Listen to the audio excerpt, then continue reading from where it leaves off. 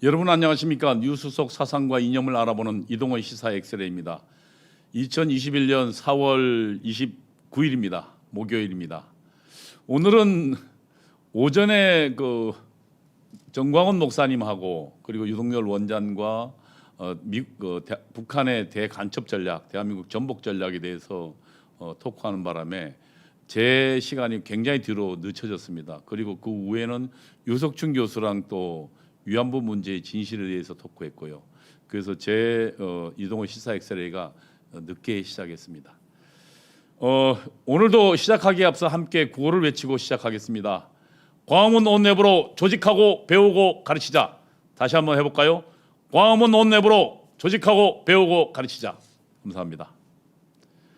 어제 세계 최고의 상속세를 낸 한국의 삼성 이건희 회장의 유산세 그리고 미술품에 대한 기증이 공개됐습니다. 가족들의 유산세 내역이 공개됐습니다. 대한민국이 이건희 회장의 상속세가 세계 최고입니다. 스티브 잡스가 갑작스럽게 서거한 다음에 그 가족이 냈던 세금의 3배입니다. 이건희 회장은 약 26조 정도의 재산이 되었고요. 그리고 실제로는 세금이 약 12조였습니다. 물론 그 사이에 또 많이 기부하고도 12조였습니다. 미국에서는 스티브 잡스는 3조 정도 낸 것으로 되어 있습니다. 관련 기사를 좀 보겠습니다. 예, 조선일보 보도입니다. 이건희 유산이 26조 원인데 약 12조 원대를 냈고요. 그 다음에 의료에 1조 원, 그다음에 예술에 한 1조 원 정도를 기부했습니다. 오른쪽에 보이는 것이요, 국보 21호 정선의 인왕제색도입니다. 그리고 김환기 화가의 여인과 항아리라는 거의 국보급입니다. 위에 정선의 그림은 국보고요. 그 다음에 인왕 제색도 저 여인의 항아리라는 그림은 김환기라는 전 예술이 잘 몰라서 작가의 건데 지금 현재 경매하면 100억이 넘는답니다. 이건희 회장의 유산 중 약 1조 원은 감염병 백신을 위해서 한 7천억 정도요. 그다음에 어린이들의 소아암이나 희소 질환을 위해서 한 3천억 정도에 했습니다.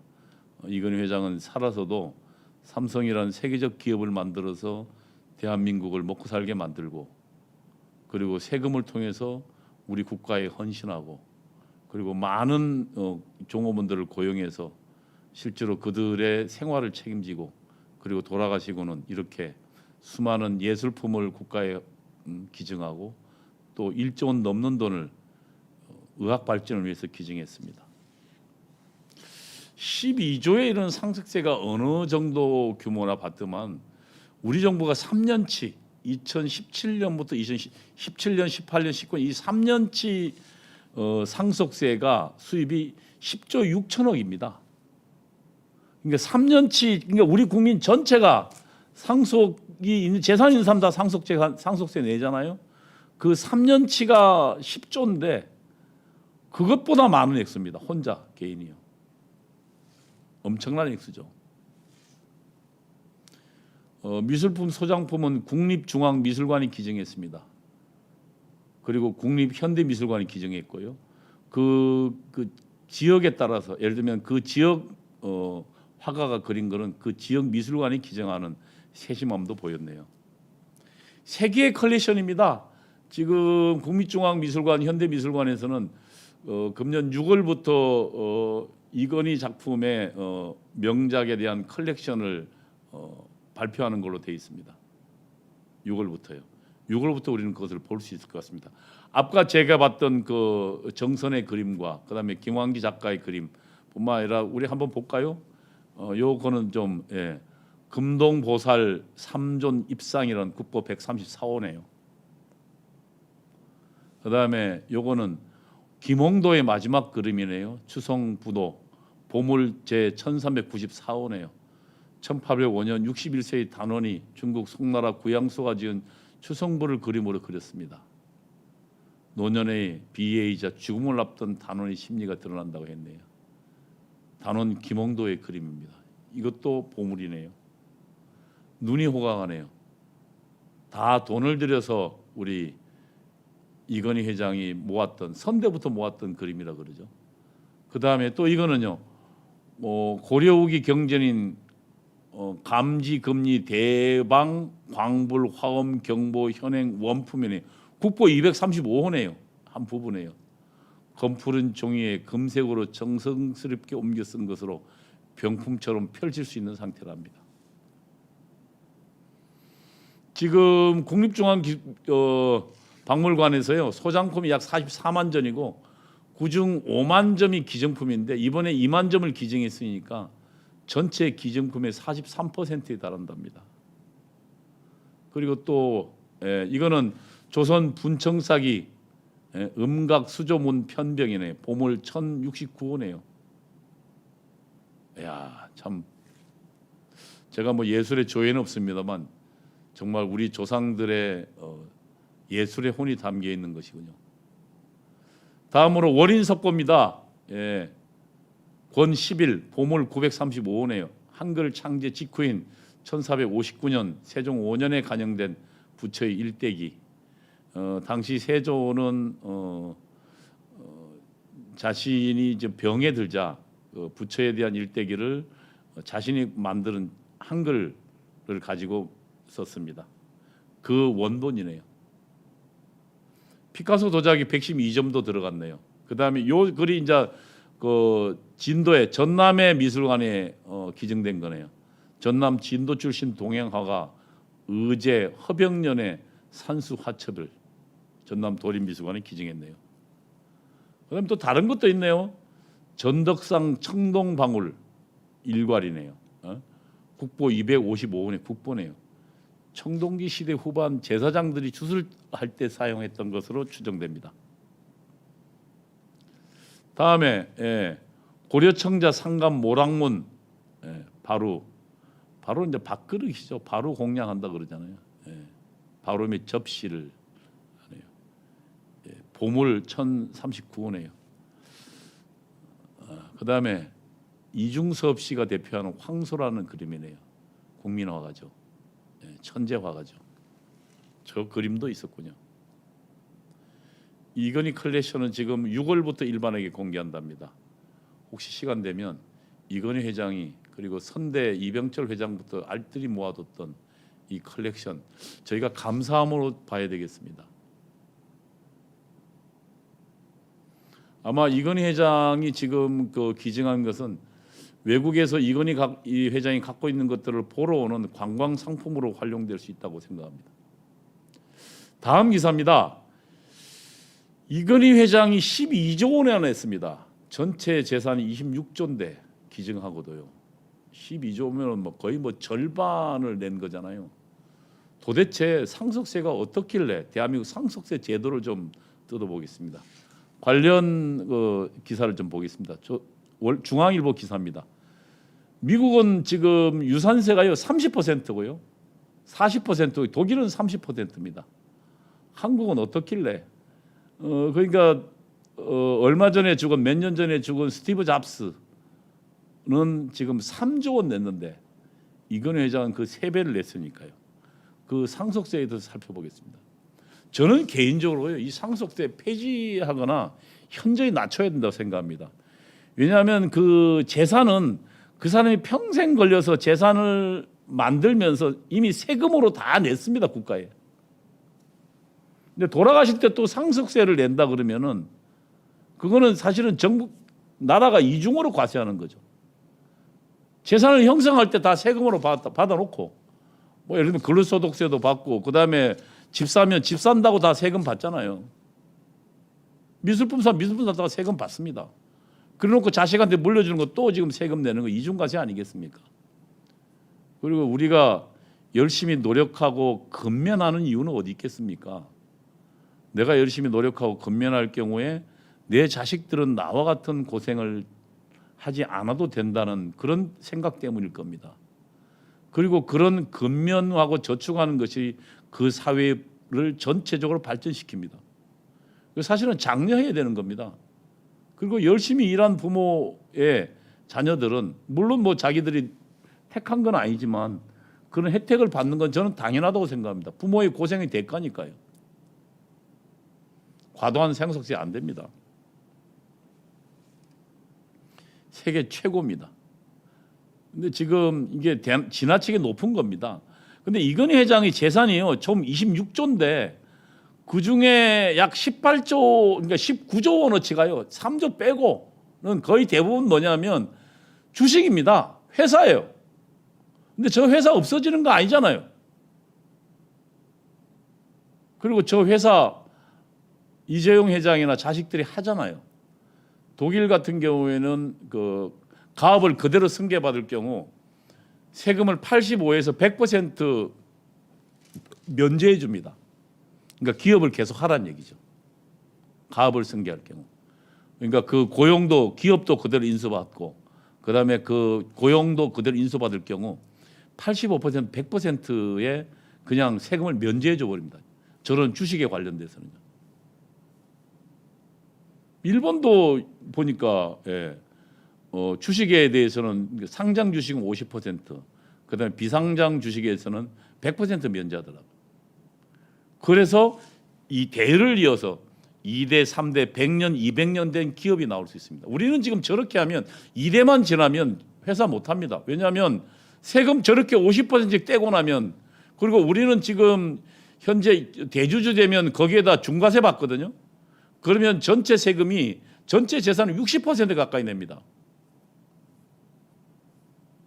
60% 내면 한 번에 60% 뺏기고 그 다음에 그러면 어떻게 기업합니까? 우리는 지금 이 기업하는 사람한테는 경영권이 굉장히 중요하잖아요. 저러면 이제 두 번 하면 경영권 놓친다는 얘기 나와요.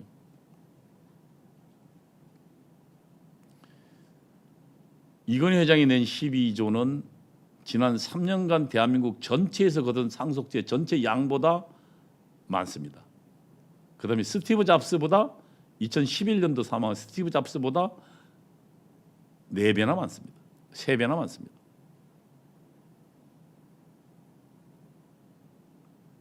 그래서 일각에서는 지금 대한민국처럼 이 상속 총액의 일괄 과세하는 유산세하는 나라는 한국, 미국, 영국, 터키, 헝가리 5개뿐이고 일본, 독일, 프랑스들은 이제 개별대 예를 들면 뭐 그러면 상속세를 전체 26조 중에 나누잖아요. 뭐 예를 들면 아들한테 얼마, 딸한테는 각각 나눠서 얼마씩 내면 각각 개별로 한다는 거죠. 그래서 위산 취득세로 바꿔야 된다. 이게 합리적이죠. 바꿔도.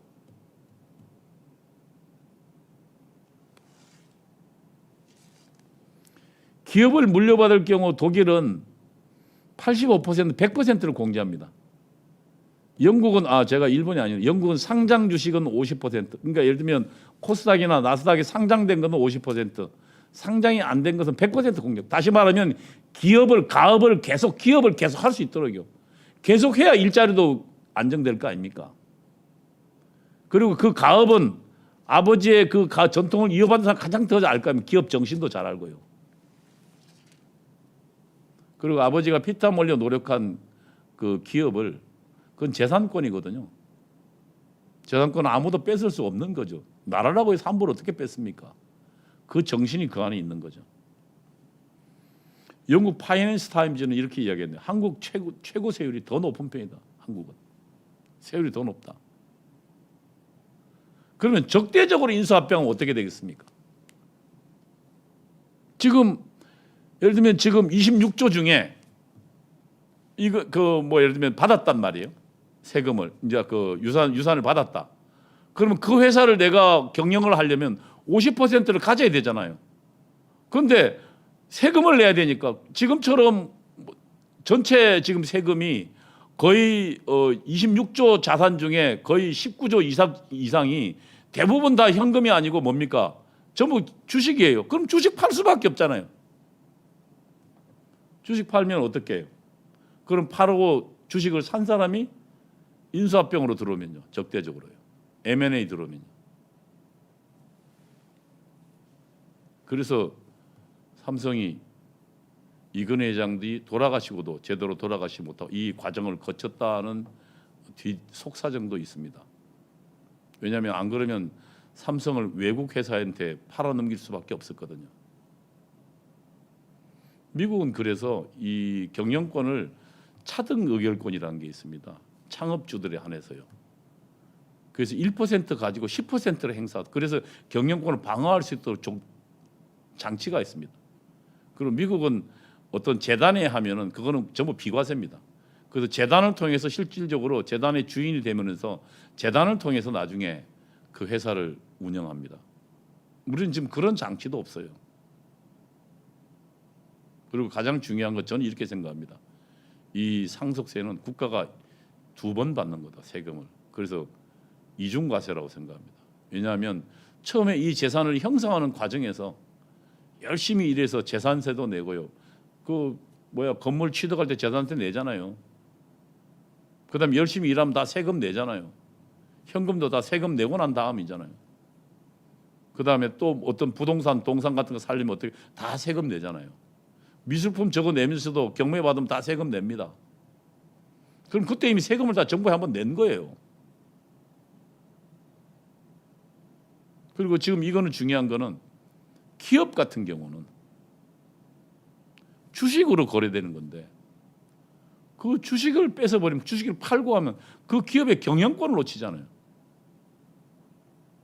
대한민국이 예를 들면 재벌에 대한 욕도 많지만 아직 이 전 세계에서 지금 후진국들의 기업 형태로는 소규모로 기업 그러니까 그 가족들이 경영하는 방식은 대만 방식이 있고 그 다음에 한국처럼 재벌 방식이 있습니다. 누가 옳은지는 모르지만 현재까지 드러난 거로는 지금 현재 국제적인 상태에서 지금 그 국제 경쟁 상태에서는 한국형 재벌 지배 방식이 훨씬 유리하다는 얘기도 있습니다. 그리고 미국의 예를 들면 그러니까 월급쟁이 사장들이요, 예. 사장들 같은 경우에는 장기적 투자를 못합니다. 우리가 1983년도에 이병철 회장이 이 반도체에 대한 투자를 그래서 거의 10년간 적자를 무릅쓰고 투자하잖아요. 어마어마한 이 투자 잘못되면 삼성이라는 회사체가 무너질 수도 있습니다. 그런 어마어마한 위험을 안고 투자를 해서 반도체를 일으켰습니다. 오늘날 지금 이게 삼성뿐만 아니라 대한민국을 먹여 살리고 있는데요. 그런 위험한 리스크를 감당하는 투자를 하려면 그게 자신이 주인이니까 가능합니다. 근데 만약에 그게 월급 사정이라 봐요. 해마다 기업 공시를 주주들에게 얼마씩 관리형 사장 같으면은 주주들한테 많이 배당하는 사람이 주주들한테 칭찬받지 않겠습니까? 그러면 단기 실적을 위해서 하지 장기적으로 손해 보면서 결국은 장기적으로 10년, 20년 내다보고 투자 못합니다.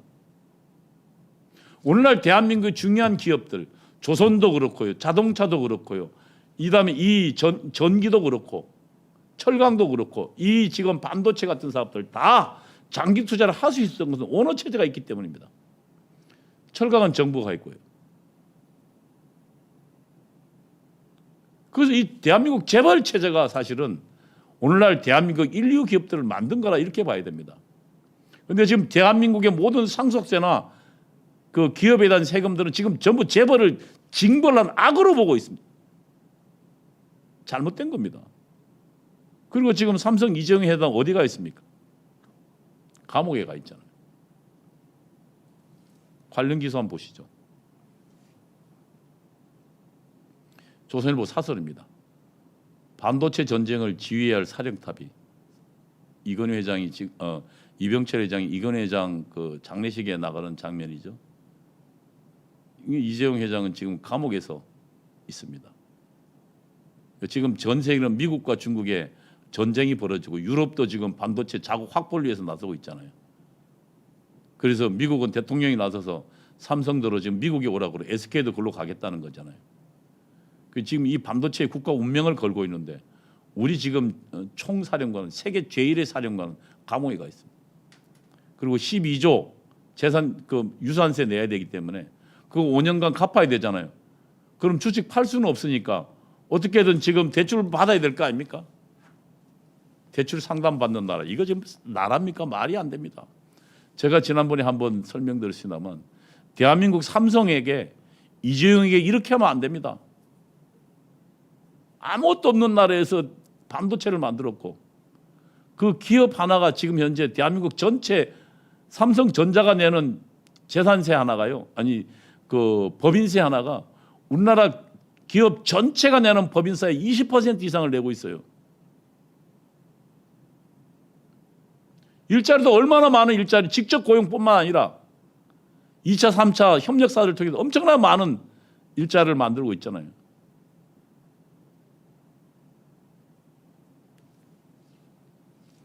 그럼 지금 사실은 지금 삼성의 이재용 회장은 어떻게 해야 되겠습니까? 이 상속대로 낼 돈 사실은 삼성을 훨씬 더 강화하고 투자하는 데 써야 됩니다. 근데 국가에 내면 그 돈이 어디로 갑니까? 금년도 반도체나 금년도 예를 들면 백신 투자에서는 600 몇 조였죠. 600 몇십억이었잖아요. 국가 투자 안 해요. 어디로 갑니까? 전부 먹고 쓰는 데 가잖아요. 선심성, 파퓰리즘, 세금 살포에, 현금 살포에 동원되잖아요. 사실은 그 돈 삼성이 훨씬 더 이 전쟁에서 살아남고 앞으로 10년, 20년, 100년의 기업이 되도록 1위 기업이 되도록 투자해야 될 돈 전부 뜯어먹고 있는 거죠. 지분 절반을 상속세 내놓으면 경영권 방어 어떻게 합니까? 기업 위협하고 있는 거죠. 다음 보겠습니다. 이 사드 반입을 좌파들이 막고 있습니다. 그리고 이들은 양키 고홈을 외치고 있습니다. 관련 기사 한번 보겠습니다. 중화일보 기사입니다. 지금 환경평가를 4년째 하고 있습니다. 그래서 성주 사드 기지는 아직도 임시입니다. 그래서 저 지금 그 오른쪽 사진에 보이는 게 발전기입니다. 아니 발전기가 없어서 제대로 기지를 지금 운영을 못 하고 있어요. 구형 발전기라서 그걸 교체하는데 저 막고 있는 겁니다. 그리고 그 병사들은 컨테이너에 생활하고 있습니다. 컨테이너 생활이 어떻습니까? 여름엔 덥고 겨울엔 춥잖아요. 제대로 씻지도 못하고요. 그래서 지난번에 미 국방장관이 한국 국방장관한테 항의한 겁니다.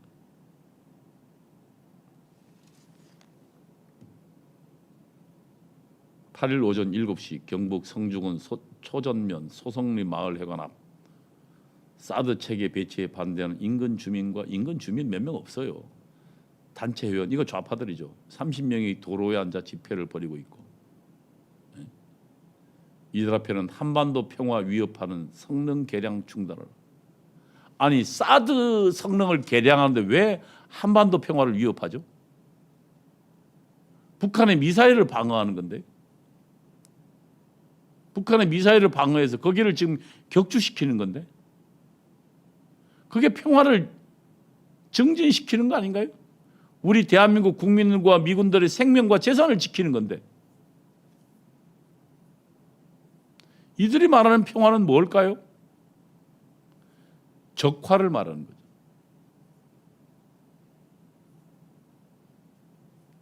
그런데 국방부가 이 정신 나간 사람들인 게 세상에 어느 나라가 국방부가 자신의 군사 기지에 있는 것들을 대외적으로 공표를 합니까?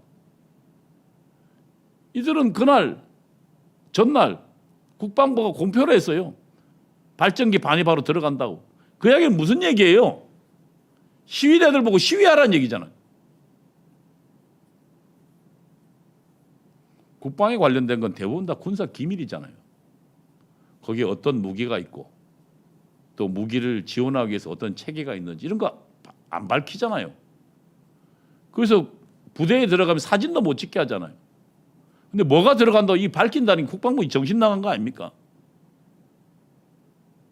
군사작전 대부분 비밀인데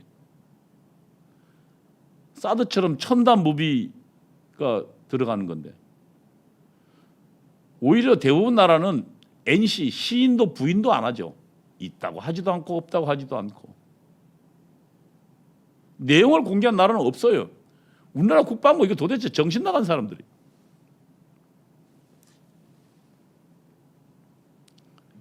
지금 사드 기지에 근무한 한미 장병들은 4년째 컨테이너에서 생활하고 있습니다. 왜? 지금 환경영향평가가 안 끝났어요. 4년이 지난 현재까지 환경영향평가가 나오지 않은 거예요. 그래서 사드가 임시 배치 상태입니다.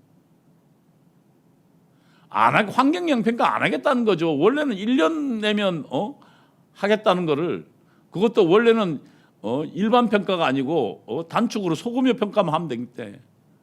그리고 아시지만 과학적으로 이미 밝혀졌지만, 아니 그 미사일이 배치되고 레이더가 아무런 문제가 없다는 건데, 관련 이들의 그 시위 내용을 중앙일보가 보도한 건데 한번 보시죠.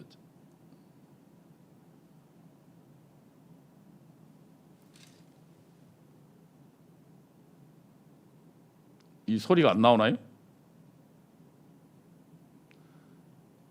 지금 저들이 지금 그 안에 좀 들어 눕고 있는 겁니다.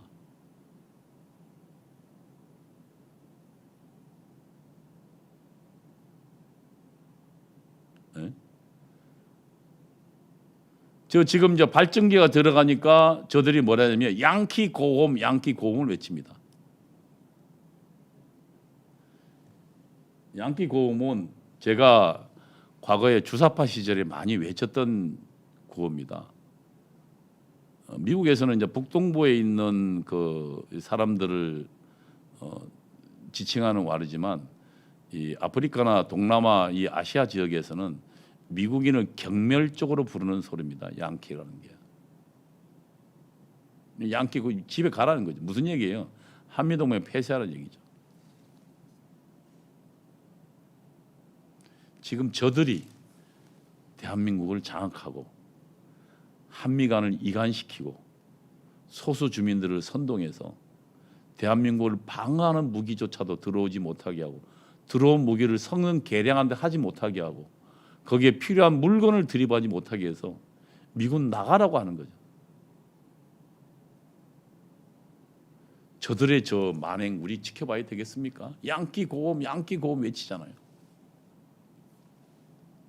6.25 전쟁에 정말 아무것도 없는 대한민국의 공산화될 위기에서 5만여 명의, 그러니까 6.25 미군이 이 나라에 투입해서 3만 5천 명이 죽었고요. 사상자가 약 5만 명이 넘습니다. 부상당한 사람과 합치면요. 그 희생을 해서 대한민국을 지켜줬습니다.